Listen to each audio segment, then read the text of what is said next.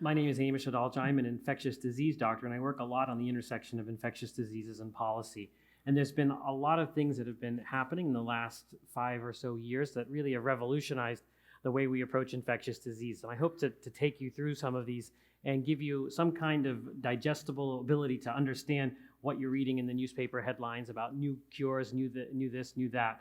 And I've got a lot to talk through, but I want to start with just some motivation on why I think this is really important.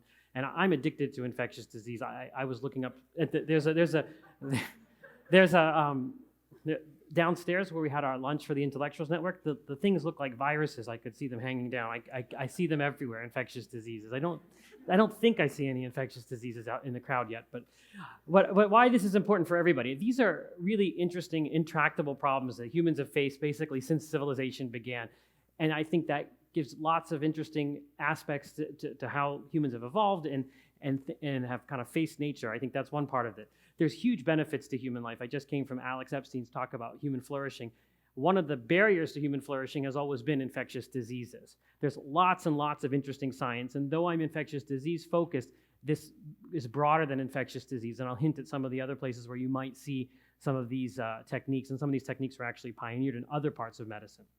There's lots of ethical issues that are coming up with gene editing and how to think about that. And so for the philosophers in the crowd or people who are interested in philosophy, there's lots of bioethical problems that are coming up with infectious disease. There's intellectual property issues. Can you patent genes? How are you going to do all of this? How are you going to make these things accessible? All of that comes up as well. And I think it's really, really cool stuff that I'm going to talk through. And I have an ambitious agenda. I don't know if I'll get through all of it, but I think this is what I'd like to talk about. The microbiome, universal flu vaccines, bacteriophage therapy, CRISPR, which you've probably all heard of, the HIV cure stories, a little bit about mosquitoes and genetically modified mosquitoes. And if I have time, I'll try to put in some stuff about CAR T cells, which I'll explain as I get there. I have a tendency to talk fast, and I also have a tendency to mix technical terms when I'm talking to lay audiences. So if somebody doesn't understand something, I use some fancy word like bovine spongiform encephalopathy, just start shaking your hands and I'll deconstruct it for you. So the first thing I'm going to talk about is the microbiome, and I wanted to talk about this because it's something that people have been talking about for a long, long time, and I get questions about it a lot, and I thought it would be a good time to explain the microbiome. I gave a talk in Pittsburgh in my hometown, and people asked me a lot of questions about the microbiome in the Q&A, so I thought I would give people a little bit of a primer on the microbiome. Everybody's heard of that concept, right? Yeah, I think most people have at least heard the term, but what it is the collective genomes of the microbes, bacteria, bacteriophages, fungi, protozoa, viruses that live in your body. And it's important to remember that when you're born, if you're born naturally, vaginal birth, you're going to have lots of a certain type of microbiome, but you're going to come out sterile and you're going to be coated with microbiome. Your microbiome is going to start being built up by the birth canal. And you actually end up having, if you look at yourself now, there's 10 times more bacterial cells that make you up than human cells. So there is this push to start thinking about something called the human superorganism, meaning the bacteria, the viruses, all those things that live in your body and live with you, as well as your own genes. And they talk about it as being a second genome. And there's been a lot of work trying to understand this microbiome and see what its role might be in health and in disease and how to manipulate the microbiome for curing diseases, preventing diseases, changing, for example, your body weight, lots of stuff. And just very simple things that the microbiome does. So if I cut my finger and I need to clot my blood, it's going to use something called vitamin K. Vitamin K isn't made by the human body. It's actually made by the bacteria that live in you. So this is not something that people think about, all these germs in you. All of these germs are not necessarily bad germs. There are lots of good germs, and that's what I'm talking about with the microbiome. The immune system develops completely in the realm of the microbiome, looking at it, interacting with it. So it's very, very important for how your immune system develops. Even response, for example, to cancer chemotherapy is influenced by the bacteria that live in your GI tract. There's ways to look at that and say, this person's going to respond very well to chemotherapy, this person is going to respond very badly to chemotherapy. And a lot of the controversies over nutrition may end up eventually being found to be microbiome issues, that it's how your microbiome is altered or changed by certain foods. That may be how you absorb nutrients, that may be what makes you absorb more fats or digest more fats or become skinny or become obese. And they've already noticed a lot of correlation. So there's clear differences, a diseased person versus a healthy person, their microbiome, for example. And it's not just for infections or GI diseases. We even see differences in neurologic diseases. People have been talking about the microbiome of autistic patients being very different than the microbiome of non-autistic patients. There's clear differences between an obese person and the skinny person. Clear differences between people who have a Western diet versus those who do not have a Western diet. And one of the things, and where this really intersects with infectious disease, is antibiotic use. So if you think about an antibiotic is killing bacteria. It doesn't discriminate. It's a non-specific molecule that's going to kill a lot of bacteria all over your body, even ones that may not be causing problems. So when you take an antibiotic, it's going to alter your microbiome for months and months and months. So there is a lot of hypotheses about what the overuse of antibiotics will do to the microbiome. And I have a couple slides here that hopefully project. But if you look here in this one, if you look at this normal, healthy gut with lots of flourishing types of bacteria, you take an antibiotic and it will kill off a lot of stuff. And what might be left could be a dangerous bacteria. For example, there's one called Clostridium difficile, or C. diff. This is how C. diff occurs.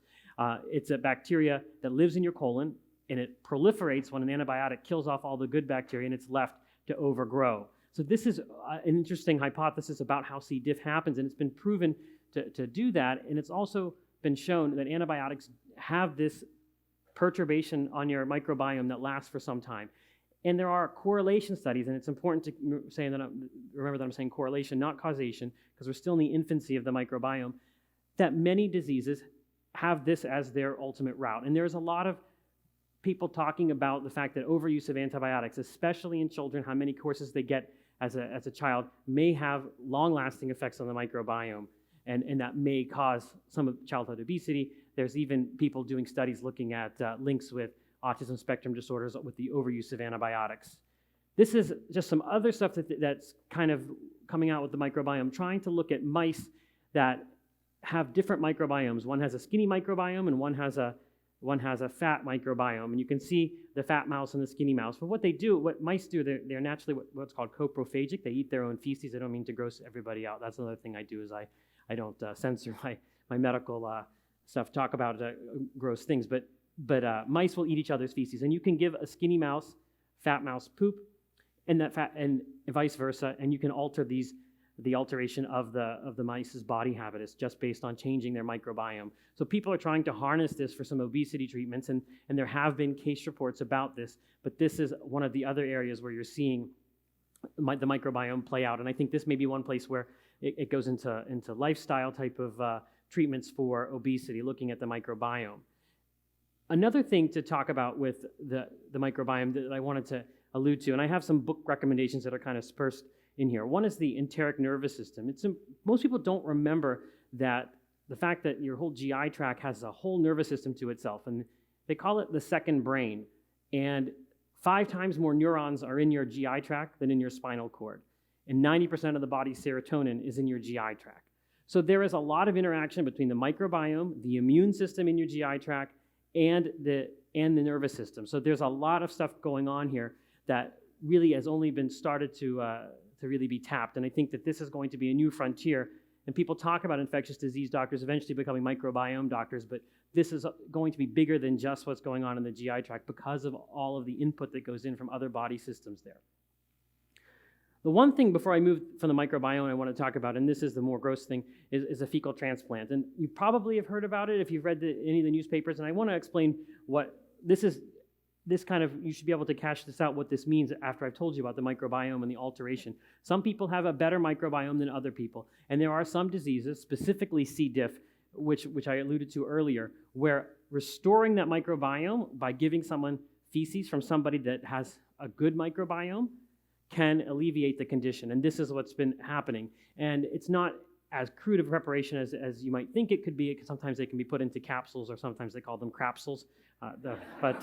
You can take those pills to do that. You can also take it through a tube through your nose or through a colonoscopy. But this is something that has really proliferated for resistant C. diff infections that are hard to treat, and it's not FDA approved, and the FDA has tried to regulate it once, and they actually got such a pushback from infectious disease doctors that they are now exercising what's called discretionary enforcement. So they're not actually touching this if it goes, if you're doing it for C. diff. If you're doing it for other causes, and there was just recently a death using it for a different disease, they are regulating it. But this is something that's really becoming a major force in trying to treat this infection and maybe apply it to other conditions, including non-infectious conditions like inflammatory bowel disease, Crohn's disease, ulcerative colitis, as well as eventually maybe obesity. So that's the microbiome. And that's a little bit of a primer on it. Now I'm going to switch gears to influenza, which is one of my favorite infectious diseases. And what I want to talk about here is why we have a bad flu vaccine, why it's not the best flu vaccine, and why so we're always mismatching it, why we always have to change it. So influenza is probably the greatest infectious disease threat. It's what causes pandemics. It's the only thing that can really cause a global catastrophe from an infectious disease standpoint. It seasonally kills thousands in the US and has a major economic impact as people have to take time off from work in order to deal with it, and all the hospitalizations that occur. What makes flu so interesting is that it's constantly mutating. It has what are called, so these two terms, antigenic drift and antigenic shift. An antigen is just something that stimulates your immune system. And they happen to be the little spikes on the virus. And what happens every season is that they change a little bit. And when they change a little bit, it may take them off of what the vaccine strain was geared towards. So the vaccine might be geared towards one type of strain, and now it drifted a little bit, and now it won't work as well. And this is when you hear about these vaccine mismatches every year. That's what's happening. When there is an antigenic shift, that means it's completely changed. It's shuffled itself up, and it's changed its genes. I have some pictures here how the flu virus can pick up genes from other flu viruses and avian species and basically reshuffle the deck of cards. That shift is what leads to pandemics. But the point is, we don't think about this with any other infectious disease. We have a vaccine, and that usually will take care of that disease for the most part. And with the flu, we have a vaccine that is probably only about 60% effective at best versus preventing flu. That's when it's matched perfectly. And it constantly needs updating. So every year you get a new flu shot because the one from last year probably didn't work because the virus changed a little bit. And the thing is, we make flu vaccines the same way we made them in the 1940s. And this is actually pioneered by Jonas Salk, who's the discoverer of the polio vaccine. The first polio vaccine is actually today is the 24th anniversary of his death. But we make them in chicken eggs, and it takes a long time to make them in chicken eggs. So we pick the viruses that we're going to put into the vaccine in February for the flu season that begins in October or November. So lots of things can happen in between that time because there is a whole other flu season going on in the southern hemisphere, which is opposite to ours, where new viruses might emerge, new mutations might emerge, but these manufacturers are now committed to making this through these eggs. And this is probably the main reason why we have strain mismatches, because they can't change it on the fly because they're already committed months ahead of time to make it. So we're really doing a bad job at making good flu vaccines, and we don't have what we call, there's this big push for game-changing flu vaccines, and I think we're far from it. And we make incremental improvements, like we're starting to make vaccines in cells, we're starting to put immune boosters in them, but they're still not the same thing. So the Holy Grail, and they always say it's 5 years away, but it's been lots of 5 years away. That's why it's so hard to get, is to make a vaccine that will be effective against all flu vaccines, the way, for example, a vaccine against smallpox is effective against all smallpox vaccines. But it's very, very hard to do. But we're getting closer. I think after the last flu season, not this past one, but the one before, it was so severe that there was a big push and a lot of criticism over the fact that we couldn't make a flu vaccine that was universal, and people had really not pushed hard enough for it. So now we've got various candidates, one which is in phase 3 clinical trials, which is very far advanced, and we're seeing good data from this universal flu vaccine. And the NIH also has a universal flu vaccine, which is really interesting because it uses nanotechnology with the ferritin nanoparticle core, which is effective against group 1 flu viruses. So it's not truly universal, but we're getting there. And what's been hard is trying to figure out what doesn't change on the flu. So they're looking at things like the stem of that molecule called hemagglutinin that doesn't change.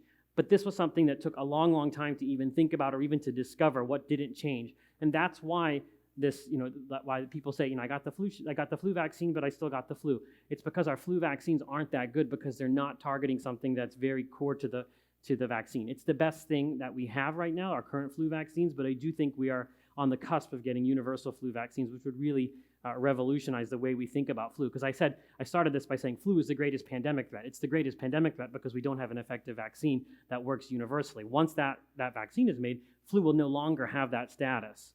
It will be basically taken off of the list. If I was giving this talk in the 1800s, I might be saying smallpox, but then we had an effective smallpox vaccine, and then smallpox was actually eradicated from the planet using that vaccine. So now moving from flu vaccines, I want to talk about bacteriophages. Have people heard of those? Yeah, so some people raised their hand, and I have a picture of Sinclair Lewis's book, ARROWSMITH, which details, it's a fictional account of the development of bacteriophages. So bacteriophages are viruses that infect bacteria. So we have viruses that infect humans, we have viruses that infect cows, there are viruses that infect bacteria naturally, and they're everywhere. Every glass of water you drink is full of bacteriophages, and they're harmless. They don't do anything to humans. And they're everywhere you look, and you're probably eating one right, all of you are eating a bacteriophage right now as I'm speaking, most likely.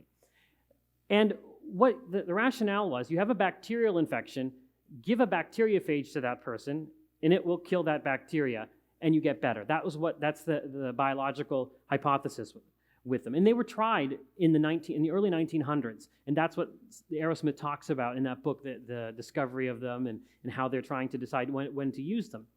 But what happened was that these came out right around the penicillin era, and when penicillin came out, they were basically supplanted, and nobody really did anything with bacteriophages. They were basically put on the shelf, and nobody thought about them, and they became some kind of historical artifact. Although they were used in certain places, in Poland and in the Republic of Georgia, people were using bacteriophages. But then, in the last 10 to 15 years, we really were faced with the specter of antibiotic resistance, where we have what we call bad bugs but no drugs to treat them. So people started to think about using bacteriophages again and thinking, could these be actually used in the modern era for all these totally drug-resistant infections? How would we do them? They're so different. They're viruses. How would the regulatory agencies even cope with it? So this became something that people started to think about. And I wrote a piece just talking about this. This is from Leaps magazine, which I recommend. It's actually edited by Kira Peikoff, but Leaps magazine, I wrote an article on bacteriophages and how this may be one way out of this antibiotic resistance. And we've seen several prominent cases that have been used, and we've had several prominent cases with highly resistant bacteria. Both involve physicians, and I think that's important because there were physicians that got really bad infections. One person was overseas and got a really horrible drug-resistant infection. His wife is a microbiologist, and she actually tried to get these phages and got all the regulatory agencies to agree, and they gave this man phages intravenously, which has never been done before. A cocktail of viruses that were specific to his bacterial infection, and he lived. And there was nothing that they could do in terms of antibiotics. He was dying in the ICU in San Diego, and it was a very prominent case because it was the first time that this had been done. People had tried to use phages before on topical types of stuff. So someone has a skin infection, they might put them on there, or somebody has a burn infection, and they may put phages on them. But this was the first time it was given systematically. And then we had a second time this happened where they actually used them topically into a sternal wound infection on a patient with a post-surgical infection. Another physician was the recipient, which is, I think, interesting because physicians historically were people who would try things on themselves. But this happened. And now what we're seeing is that this is starting to proliferate. We're starting to see much more interest in this. We already have a phage center in San Diego now that's doing this. And like I said, you find these phages everywhere. So that's one of the headlines, how a genetically engineered viruses in a rotten eggplant prolonged a teenager's life, where they found the phages from a rotten eggplant because there's bacteria there, so there's going to be viruses that infect bacteria. So this is a very, very, very exciting field that's just starting to reemerge after being kind of gone for a long time because of antibiotic resistance. And one thing that's really great about phages is that they're very specific. They only go after the bacteria that they're designed to go after. So when we talk about an antibiotic, that kills off everything. They're not specific. They're like the prototypical non-specific drug, not like a cancer, like those targeted cancer therapies you hear about. An antibiotic will go after everything. A phage will only go after that which it's that's which is evolved to go after. So there's a special phage for E. coli bacteria. There's a special phage for Staph aureus staph bacteria, and they're very specific. So it avoids a lot of the problems of antibiotic resistance. And I do think that we'll see this become much more prominent now because of antibiotic resistance. And I think it might be even preferred in certain in certain stages to regular antibiotics. And there is a really great book that I wanted to recommend called The Perfect Predator, which is about that case in San Diego of the physician and his scientist wife's race to get these phages. And there's a lot of interesting information there about how she would not give up and went after the regulatory agencies, everybody, to allow them to basically make a full court press to get these viruses into her husband, who survived. And I think it's a really great story that I recommend. There's some pictures of some phages there, but so that's what a phage is, and that's what that's bacteriophage therapy, which I do think will be a way out of this antibiotic resistance crisis, because I think that anytime we use an antibiotic, remember that antibiotics come from other bacteria, come from fungus, they come from other microorganisms.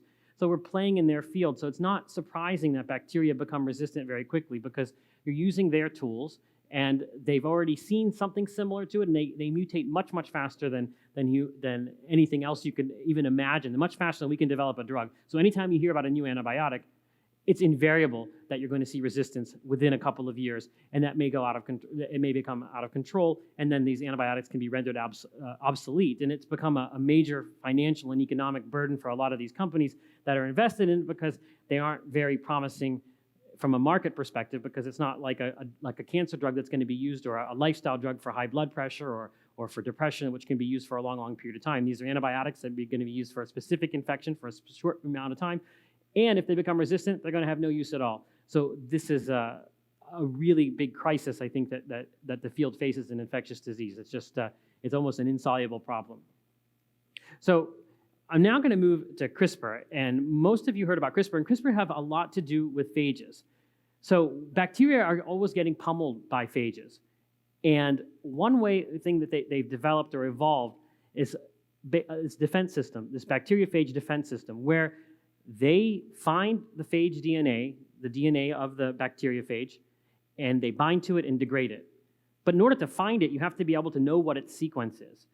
And that's the interesting thing that got harnessed, is that this bacterial immune system is very specific for finding specific sequences of DNA, specific genetic codes. And what people thought they could do is take that ability to find specific DNA, almost like a bloodhound finds whatever it's looking for. This system inside bacteria can find DNA, and then it can edit it or change it, and that's where CRISPR comes from. It's a harnessing of a bacterial immune system. Most of you have heard of CRISPR in gene editing. This is where it came from, is looking at bacteria and what they do to go after bacteriophages, which I talked about. So this was a really elegant way to harness something that's already there in bacteria and then use it for human, to improve human life. And I think this is probably one of the biggest breakthroughs that's going to win Nobel Prize after Nobel Prize when it actually comes to complete fruition. It stands for something very complicated: clustered interspersed palindromic repeats. And what that means is, this is a very busy picture, and I'm going to try to explain it. When a phage comes in there, this foreign DNA, it ends up getting captured by the bacteria and stuck inside the bacteria's genes.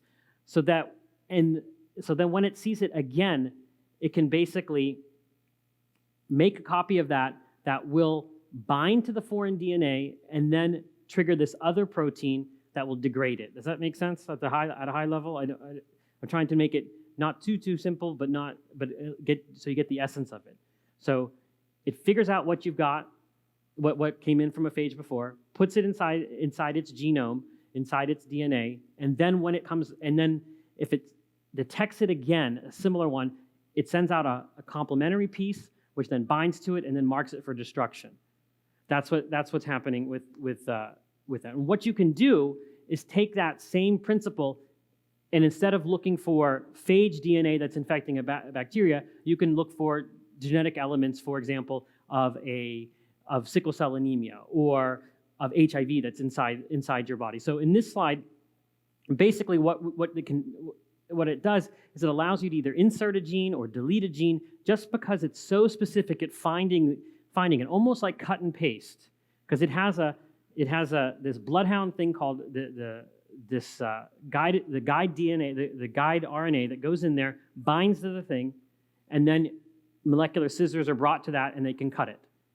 That's basically what CRISPR is doing at a very 10,000-foot level. And there were other ways to do this, but this seems to be the simplest and easiest, and now there are kits that you can buy on the internet to do this at home or wherever you want to do. And you're seeing CRISPR being thought of for gene editing in embryos. We're seeing CRISPR being used to think about curing diseases like sickle cell anemia. And since I was going to talk a little bit about its use for HIV, because I think that's one reason that we saw this gene editing controversy happen was over HIV. So the HIV life cycle is very complicated compared to other viruses. And one of the things that makes HIV very, very difficult to cure is this step here, number 4. So not only does the virus come into your cell and copy itself and make new cells and destroy and kill cells, it integrates into some cells. So it becomes part of you or part of your chromosome. And it's stuck in there, long-lived, and you cannot get it. It does not come out.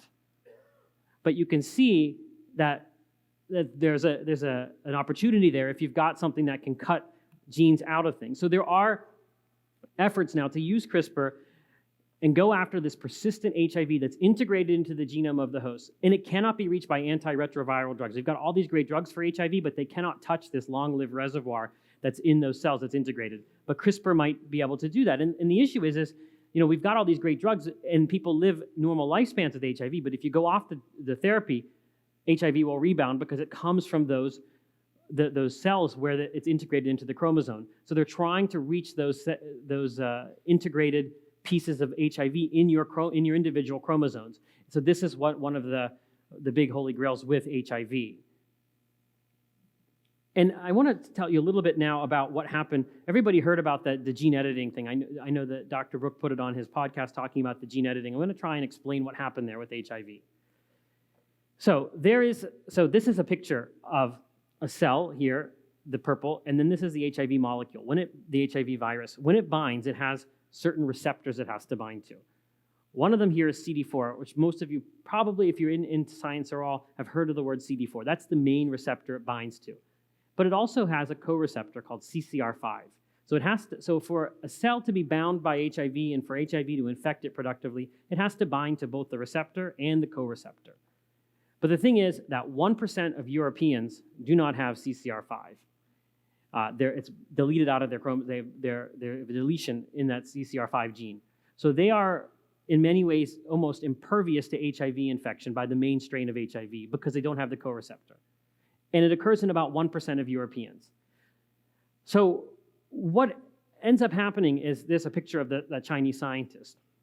What he did was he deleted the CCR5 gene in embryos to make HIV impervious babies. And because they were it was something that occurs in 1% of Europeans, he thought it would be something that was good. And the twins were born, and there was a huge ethical uproar because it's really not the best way to prevent HIV. And CCR5 deletion, even though it's present in 1% of Europeans, these people have decreased lifespans. Anybody that has that deletion will end up not living a normal lifespan. And he did this in asymptomatic babies, or asymptomatic embryos, which were then born, these girls were not up to consent for it. It was unclear how much the parents knew what was going on. So that's why this ethical uproar happened, because he changed the germline in these two children that were born. And his rationale was that he wanted to prevent congenital HIV, which it would do, but we don't have mother-to-child transmission of HIV anymore in most countries because if you're on HIV antiretrovirals, you will not pass that. It's unlikely that you're going to pass that, very, very, very small, pass the virus to a baby during birth or in utero. And you can even, if you're an HIV-infected male and you want to have a child, you can actually do it through IVF now without having any kind of problem. So this was something that really took my field by storm because it was something that nobody really understood what the full implications were. And the lay press that, he's making these HIV impervious babies, but most people didn't understand that CCR5 deletions are not benign and that you are going to permanently alter the lifespan of these children who couldn't consent to that therapy or even knew, and we don't even know what all of the implications are. I think it was a great feat of genetic engineering, but this is one of those things I told you about in my field, that there's a lot of bioethical issues that weren't really thought of at this time, and I think that's something that's coming out, and I think that you're seeing a lot of concern over embryo gene editing and whether or not that will be something that people do. It's one thing to do it to an adult and in the cells that aren't going to be passed on generation to generation, but it's very different when you're doing it to an embryo. So that's kind of unpacking what happened with that gene editing with using CRISPR to prevent HIV in those babies. The other thing, I made CRISPR sound like it's very cut and paste, but it does have off-target hits, and we aren't really clear on where those off-target hits are occurring. So that's also something that's important that needs to be studied, because maybe it's not just going after the gene of interest, but it might be doing some other things and other genes. So it's not quite ready for prime time, although I do think it's going to be one of the greatest tools that medicine ever identifies. I don't think it's quite ready yet to be used clinically until these kinks are all worked out. So that's a little bit on CRISPR, and I'm going to continue on the HIV theme, because there's also something really interesting that's been happening with HIV. And I think if you're in the field of infectious disease or medicine, you understand that HIV treatment has really been revolutionized, and HIV is not the death sentence that it was. If I was giving this talk in 1987, it would all be dire and bleak. HIV is something that's really been changed from an acute infectious disease that was always a death sentence to now a chronic illness. And when I diagnose people with HIV, everybody, they're usually very upset, but sometimes I tell them, this actually doesn't even affect your lifespan if you're on the appropriate medications versus something like diabetes, which automatically takes time off your lifespan because HIV medicines have gotten so great. We can't cure it, but it is something that has become really easy to treat now, one pill once a day for most people. You've got 37 million people in the United States living with HIV, 1.1 million 37 million people in the world living with HIV, 1.1 million in the US. We still have 40,000 new infections that are occurring every year, and 15% don't know their status, and they are the ones that are the most contagious because they don't know they're infected, so they don't change their behavior, they're not on medications, so they are very infectious. And we've had every year. Yes. And 35 million total deaths have occurred worldwide from HIV. But I just want to put this slide up to show you what's happened with HIV. This line is when we developed the new drugs, and you basically see the number of AIDS cases and HIV deaths going down to a very, very low level. The lowest that we've seen is kind of plateaued now. And that's what I'm talking about when I talk about HIV as a chronic disease with normal lifespan, now from multiple pills a day to one pill once a day, which is better than most like high blood pressure pills.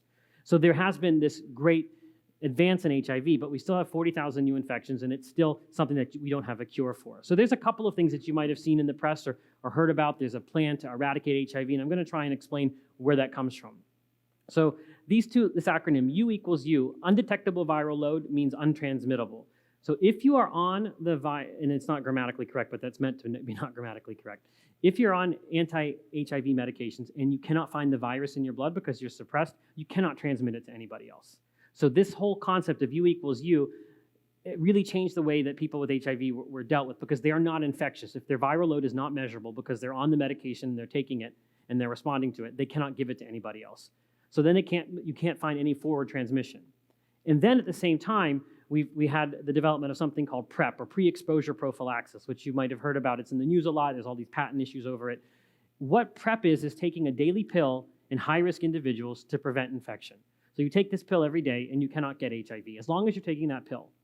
So this is being scaled up a lot in the United States, although there's still some stigma about doing it. But these two things, these two concepts are what are the cornerstone of like the whole HIV public health policy to try and get infections down to zero, and how it might be defeated is using this undetectable viral load with people that are on treatment and then putting people that are at high risk on PrEP.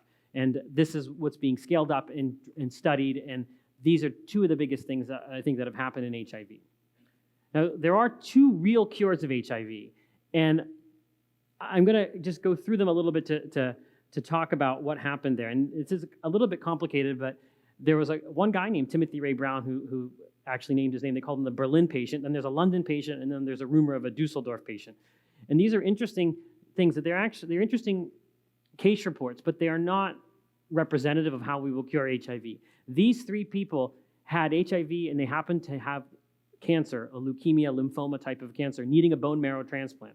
Now, remember what I told you about CCR5, 1% of the population has the deletion. These very clever doctors that took care of those patients got bone marrow donors that were CCR5 mutants and gave them that bone marrow. And that's how they eradicated the virus in these three patients, by giving them bone marrow from somebody who was impervious to HIV. It was a very, very elegant thing, and they looked and looked, and they couldn't find the HIV. So these are the 3 case patients that really show at least proof of concept that you can do this. It's not something that's you would want to do, because obviously when you get a bone marrow transplant, it's not a benign process. Some of these patients got total body irradiation, chemotherapy. They have to, that's a lot of burden, especially when we have a drug that can control HIV. So this isn't what you would do for everybody, but in patients that had cancer that needed a bone marrow transplant, I think it was an elegant way to exploit the biology of HIV and cure them. And I think that it really was interesting. But so now we say that there's a cure of N equals 2. The Dusseldorf patient hasn't officially been called a cure, but there's 2 so far that are there. And I think that this is really exciting and really fancy stuff. And it just shows what they took from this theoretical knowledge about HIV and then applied it into real patients. And I think it was everybody was really cheering for it. But it isn't something that you can go to the clinic and get unless you really need a bone marrow transplant for another reason. So that's my little bit on HIV. Now, the next cool thing I want to tell you about are mosquitoes, and they are the scourge of mankind. And they are, if human life is your standard of value, mosquitoes are not. Don't factor into that. They are transmitters of all kinds of badness: malaria, dengue, Zika, yellow fever, chikungunya, West Nile. There are so many infectious diseases that are transmitted by mosquito. It's said that 50% of humans that have lived died of malaria.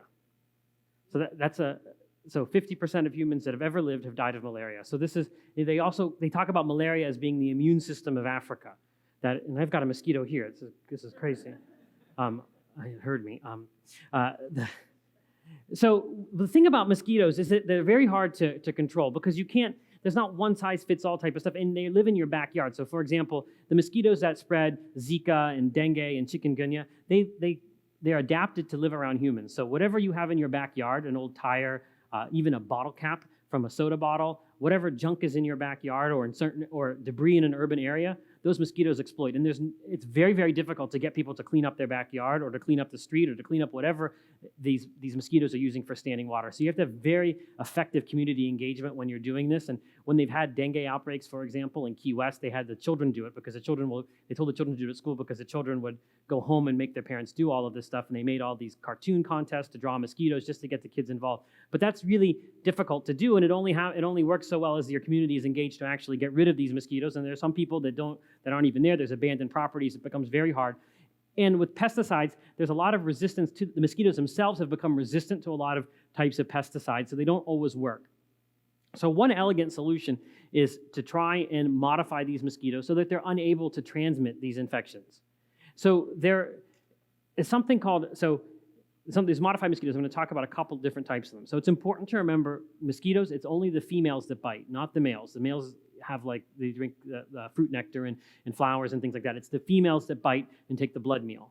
So there's one company called Oxitec that made something called the friendly mosquito, and this is interesting because they had to label it this way because of its genetically modified origin, and they don't want to. People are very nervous about Jurassic Park scenarios happening with these mosquitoes. But females only bite. Only females bite. So what this does is they modify males. Males mate with the females, and the offspring is not viable. And that's what they do. They release these mosquitoes into areas, and it decreases the population of mosquitoes. They've been released in places, for example, in the Cayman Islands, in Brazil, where you can see diminishing numbers of those mosquitoes. At the think tank I work at, I got very interested in this, and I wanted to understand what was going on. And it was really interesting because they were going to release these in Key West in a neighborhood, so I wanted to do a survey and see what was going on there. So I found all the addresses in this neighborhood, and I sent this survey instrument to these people, and I published this paper.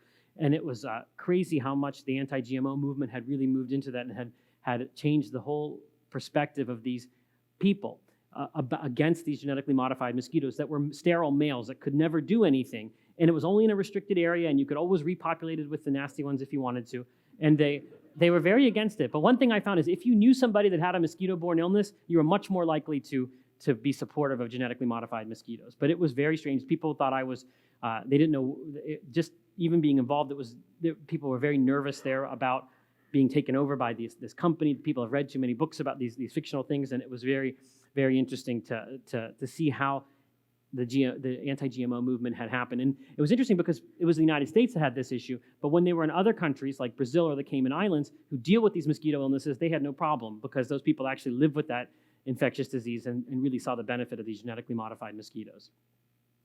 There's other ways to do this as well. There's something called mosquito mate, which is not technically genetically modified. There is a bacteria that you can put inside mosquitoes that makes them sterile. So you're seeing this, it actually was released in Fresno, California. These things, they're called mosquito mate, but they're not GMO because it's a bacterial infection. So they don't have to go through the GMO regulation issues, even though the FDA has been on the side of all of these and have pushed for them completely. It's the actual general population that has been against it. The USDA and FDA have both signed off on these types of things. So these are really interesting ways to combat some of the things that have been around for a long, long time. One other way to do this is something called a gene drive, and this is a little bit more complicated. This is a genetically engineering technology where a gene will propagate through a population by changing the probability that it gets inherited. So when you have a gene, you have a 50% chance of passing it on to your offspring. A gene drive increases that. So over time, it will change the whole population. And that's what people are a little bit more nervous about that because it's permanently altering a population. And like if you see here, there are pictures where the gene is kind of moving through here, and when you have a gene drive, almost all of them have it. So there are efforts to put gene drives in the malaria mosquitoes so that it renders mosquitoes unable to transmit malaria. And like I said, this is a disease that's killed 50% of all humans. It still kills close to 1 million people a year, and we don't have really good measures against malaria. So this is one of the ways that we're going to see malaria probably be fought. And it's interesting that we talk about Bill Gates and the technology with Microsoft. The way Bill Gates approaches infectious diseases is very much like the way he approached Microsoft, at least from what I know. The Gates Foundation does push forward some of the best technologies for infectious diseases, and he's put himself behind gene drives and has really been pushing to eradicate these malaria mosquitoes, and has taken some heat from some of the environmental groups who are against him, but he stood strong against them, pushing for gene drives to be used against malaria. So that's one other important thing that technology that we're going to have against malaria. When I talked about these other types of mosquitoes, these work, so it's important to remember that they're not monolithic. These work against mosquitoes that transmit dengue, chikungunya, yellow fever, Zika, not the malaria mosquitoes, which are completely different. So there's lots of different species of mosquitoes, and you might not have a one-size-fits-all type of solution to them all, but that's what gene drives are being targeted at the malaria mosquitoes. So I do have time for CAR T, and then we can take questions for the rest of the time. So CAR T therapy is something that's really, really fancy and really cool, and it's really been changing the way people deal with cancer. I don't know if anybody's heard the term CAR T, or maybe if you're an investor in pharmaceuticals, you might have heard it, but it stands for chimeric antigen receptor T cells. So that's a fancy word. T cells are part of your immune system. You have two main cells in one part of your immune system, T cells and B cells. So T cells are really important to kind of orchestrate what goes on in the immune system, as well as killing infected things. And it's not just that they're killing bacteria, they can kill cancerous cells. And what CAR T therapy does is it basically, you take a person that has a cancer, a specific cancer, you pull their T cells out, you rearrange the receptor on the T cell and target it specifically to whatever you want it to target. And right now they're being used for leukemia, lymphoma. That's what their FDA-approved indications are. And then you put it back into them, and then those T cells go off with their new mission and attack whatever they're attacking. And this is what you're seeing. There's companies like Gilead and Kite that have that have CAR T cells that are approved now for cancer. And it's really changed the way what were death sentences. And it's going to be used, I think, primarily in cancer. But one of the other places that you may see it be used is for HIV, for that same thing I told you, that there are these long-lived infected cells that nobody can get to. So they are trying to take CAR T cells and have them move towards those cells that are infected with HIV in order to attack them. So I think this is another exciting thing that's going to be different. It's not going to just be infectious disease. It's primarily an oncology type of thing. It might end up being an autoimmune type of treatment, but it's really fancy stuff that really wouldn't have been thought of several years ago. People who would have died from leukemia are now living because of this type of issue. They do get sick when you put those cells back in because it creates a huge storm in their body when that war happens. But it is something that you're seeing. the fancy slide you're just talking about how you would do it with HIV, but that's too complicated to explain on here.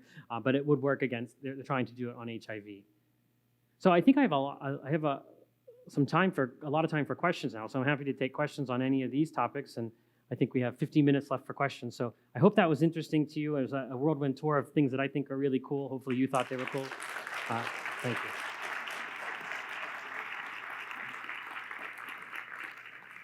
And just to recommend, Leaps magazine is really good. If you want to keep up, people always ask me, how do I keep up on science? They ask me, I think Leaps is a really good magazine, and I told her that I would plug it a little bit there too. And that's my blog site and my Twitter handle. A lot of the situations where we use antibiotics, we don't know exact or even very, even roughly which strain or which type of bacteria we're dealing with. So we do also need something that's, even though it has obviously side effects, we do have situations where we can't use a specific treatment because we don't actually know for certain what we're dealing with. Sure. So he's asking about when you use a very specific therapy, how you would do that when you don't know what's causing, and that is a big problem. And it's probably a problem that really doesn't need to be a problem anymore. We do have new, what we call companion diagnostics that are getting quicker and quicker at figuring out exactly what's causing an infection. And so you can get that time down from days down to hours now. It's just taking a while to get uptick. And it's all FDA approved and out there. It's just not being used in hospitals currently because it's expensive and cost prohibitive, but they're still working that out. So we are going to get better at figuring out what you have. Almost, I call it a tricorder culture, like in Star Trek where the guy just scans. We have that technology. It's just taking a long time to actually make it into hospitals and individual clinics. But what you would think about, so if you have to treat somebody for an infection, even if you start an antibiotic for a couple of days and then you get the culture result back and you realize it's this, then you can do that and shorten the therapy or target it at the end. So it's not an all or nothing proposition, but we do need to get better at diagnosing infectious disease and faster. It's one of the things that I work spend most of my time thinking about is how to get better at diagnosing infectious diseases. And it's strange because in cancer, now we sequence a tumor, you know exactly what it is, and you do that. But with infectious diseases, we often don't do that, and people don't want to do that because they think most people get better from them, or they're so used to giving antibiotics, it's so easy to do that. But that's what's gotten us into this antibiotic resistance problem because we've been so non-specific with infectious diseases. So I do think that bacteriophages will, for them to proliferate, we have to get much better at specific infections. In one of your slides, it seemed like you were saying that you could use bacteriophages to modify the genes of existing people. Is that, I didn't understand that slide. Okay, I'll Would go you back. be So, able to explain that? yeah, sure. Quickly. Yeah, so I was trying to introduce where CRISPR comes from, and I probably did a bad job if there. So what I was doing in this slide was bacteriophages infect bacteria. Bacteria have a defense system against bacteriophages called CRISPR. So this was my segue from bacteriophages to CRISPR, because how people found CRISPR was trying to figure out how bacteria fight phages, and they use CRISPR. Then people realized that CRISPR is so exquisitely good at finding specific sequences of genetic material. Why can't we turn this phage tool that bacteria use to go against phages as a genetic tool for humans? So phages don't change your bacteria. It's just that this is what the bacteria does when it sees a phage, and that's how the whole CRISPR system works. Hi, thanks, that was really fascinating. For most of my adult life, I've been dealing with the effects of a long-term Lyme disease infection, and I've heard ticks referred to as nature's dirty needles because, like mosquitoes, they can carry and transmit a lot of other nasty pathogens. And so I was curious if you are aware of any recent efforts to apply things like the gene drive techniques that you talked about to other disease vectors like ticks as well as mosquitoes? I do think there is an effort. I think that Lyme disease has become a major issue in the United States as the range of that tick expands as more people are diagnosed. So I do think that there is an effort underway to modify the ability of these Lyme ticks to do it, and other vectors. It's really applicable to all of them. Tick is probably a little more, it might be a little more complex. We actually had a vaccine for Lyme disease, which was an interesting vaccine because you took the vaccine as a human, and what ended up happening was the tick would suck on your blood and the vaccine would go after Lyme inside the tick. But it eventually got pulled off the market because there was bad sales, and then there was a lawsuit which ended up being kind of a bogus lawsuit, but the company didn't want to deal with it anymore. But that was one way that they were trying to modify it, was actually vaccinating the ticks by vaccinating humans against it. Wow. But there are efforts to do that. Thank you. Fascinating talk. I'm particularly struck by the figure you quoted, that 50% of humanity, of all of humanity, has died as a result of mosquitoes. And that raises the question of the politics of the matter. I'm thinking of the wave of misanthropic eco activism and alarmism that followed the publication of Rachel Carson's Silent Spring, and how DDT had virtually eradicated malaria 40 years ago. And then with the banning of DDT, suddenly we've got 1 million people a year dying of malaria. What do you think of the politics of this, and how might the politics, or how are the politics playing out with these sorts of technologies? Right, so I think that you hit on a lot of stuff that goes on with malaria. So Rachel Carson published Silent Spring, which caused the U.S. to stop funding DDT. And Rachel Carson is from Pittsburgh, and we have a Rachel Carson bridge in Pittsburgh that I have to drive across a lot. I always say that there's no Rachel Carson bridges in Africa. So what ended up happening with DDT? So DDT was tremendously successful in certain countries. It had decreased the malaria down to almost nothing. Like, for example, in Sri Lanka, there were places where there was DDT resistance happening, and DDT isn't the answer now because there is so much resistance in the insects, not among the population. So there is a lot of politics there. So when we talked about doing genetically modified mosquitoes, there was a lot of pushback. There are lots of pushbacks because you're tinkering with Mother Nature, that it's going to be a Jurassic Park scenario. You're going to have some mutant DNA. So that is very hard to do. But I've been successful, at least when I talk to the press about this, that, that human life has to be the standard, and it seems to resonate. And I think that when the Zika epidemic occurred in a couple of years ago, I think it really got people understanding what some of these infectious disease risks are, because you had people being born with congenital abnormalities that we're never going to recover from. And I think that changed people's view on mosquitoes, which is what always happens. It's this availability bias. When they see it in front of them, then they get very nervous. And I think that's changed a little bit. And I do think, at least in the infectious disease community, that Rachel Carson's work with DDT and her push against it is not really recognized as anything good. Can overuse of antibiotics cause an autoimmune disease, a high ANA? There are definitely, so overuse of antibiotics can cause lots of different symptoms, and there are antibiotics that can trigger lupus, for example, which is an autoimmune disease, which might not necessarily be from overuse. It could even be from a single use that can trigger an autoimmune reaction. We do know that autoimmune diseases have a lot to do with the microbiome and a lot to do with the immune system. So there are correlations with use of antibiotics in the development of autoimmune diseases. It hasn't been proved to causation level yet, but there's definitely correlations there, but not enough to say that this is definitive. There are people actively investigating that. Thank you. Thank you for your talk. So in a recent conversation I had, some people mentioned that they referred to diseases of affluence, and specifically they were talking about the Western diet and the kind of diseases that may come from that, and particularly things like that, and perhaps things that come from the overprescription of antibiotics. People have a general idea and perspective that modern medicine is somehow making us worse. And so what is your response to that perspective and thoughts? I wouldn't put it on. I definitely think that the overuse of antibiotics is making us worse. I don't think that that's a good thing by any measure. That we have lots of cascading effects from the overuse of antibiotics.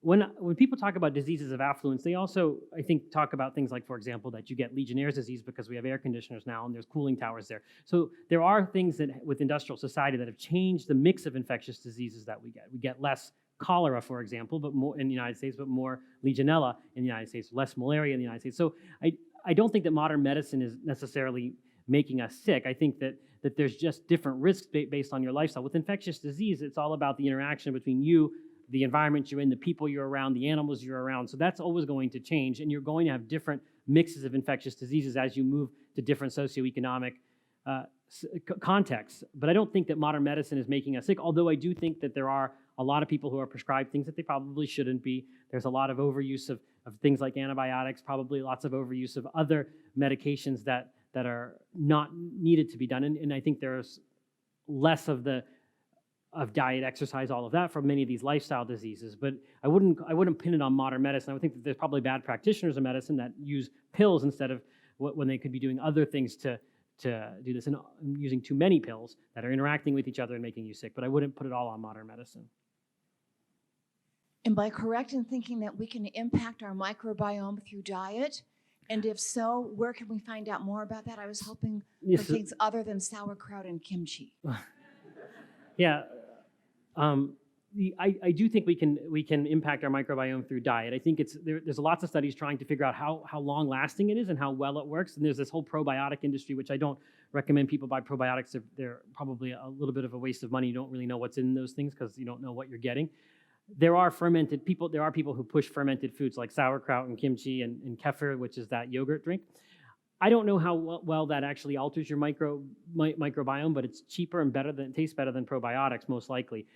There are efforts to try and do this with diet. We know that changing your diet from Western diet to a diet in a tribal diet, for example, they've done those studies where it's very different and you can switch it around based on that diet, but it's unclear how easy it is to do that and how long it lasts when you do it. But that's also one of the Holy Grail type of things to try and change is the diet, with the microbiome with the diet. And I think eventually when they figure out the obesity formula, the right thing, that's probably going to set off a whole new industry.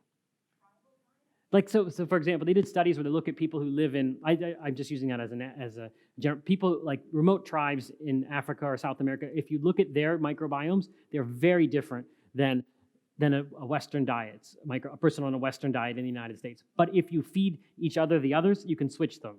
Just like I picture the mouse, the skinny mouse and the fat mouse, you can switch the microbiome like that. But it's unclear how long lasting it is or how the best way to do it, but they do have differences, and you can mimic each other by switching the diet to what the other person had, but it's not completely worked out. And I think it's still, like I said, this is in the infancy of trying to pull all of this together and figure it out. The bottom line to my question is going to be, what do you think is going on here? Politics, hospitals refusing to admit there's a problem, or what? And the subject area is C. diff. About 2 years ago, I started a letter campaign with the epidemiology department of a major hospital in the LA area, because the info sheet they were sending people home with just said, use antiseptic.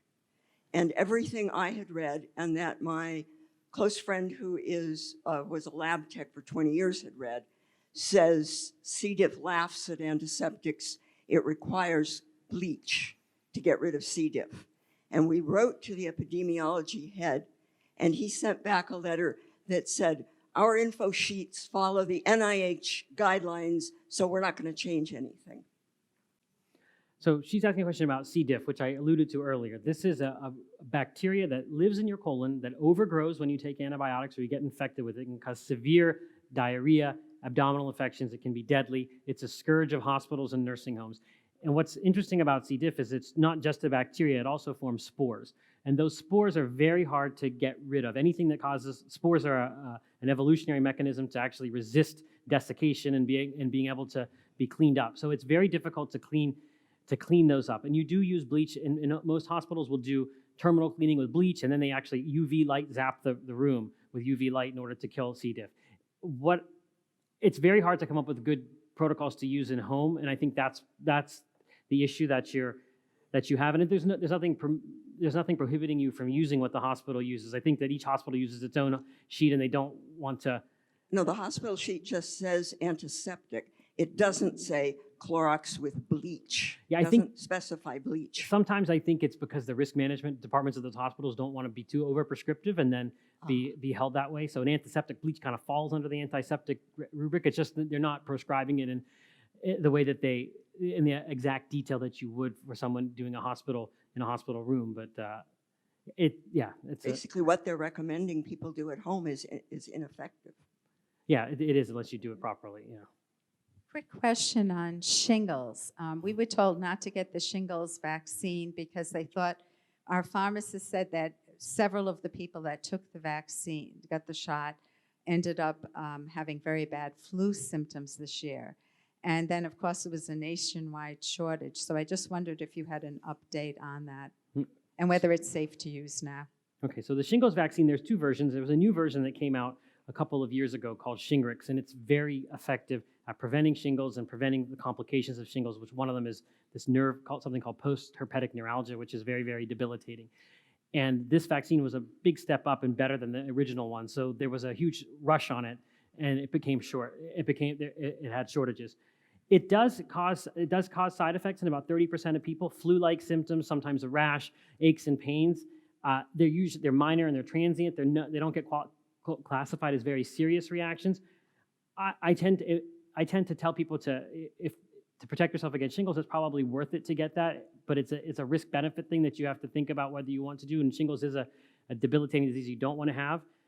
And I do think this new vaccine is better, but it is a little bit more reactogenic, so you have to bear that in mind, and it's 2 doses. But I do think that people should get that vaccine if they're at risk for shingles based on their age. I think time is over. Thank you again. I hope that was useful. And